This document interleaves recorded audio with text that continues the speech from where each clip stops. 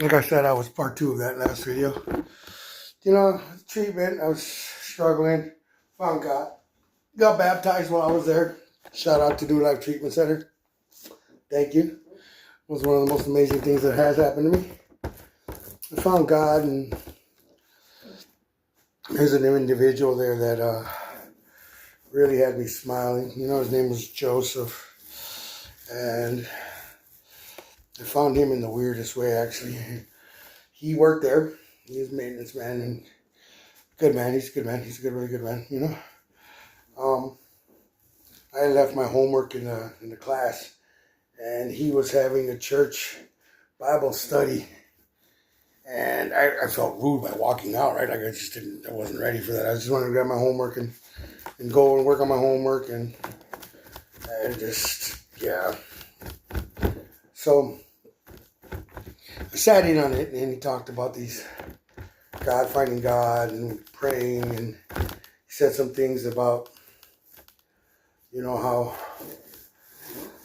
how bad things can be when we find ourselves in our addictions and this and that, right? So right off the bat, I could tell he didn't believe that I was serious about it, but he was right. He was right about it first. I wasn't really serious about it at first until I sat in on that first one, and he said a lot of things that made a lot of sense. You know what I mean? You know, finding God, and how good God can be when you do the right thing, and I was like, you know what, I'm gonna try this, right? I'm gonna try coming to church every day. So I went every day at lunchtime. I'd do my thing, and after lunch I'd show up and listen to him talk. And as time went by, I'm like, man, wow, dude, like this guy's got a lot of truth to him. Every time I'm around him, I feel really good. I feel really amazing.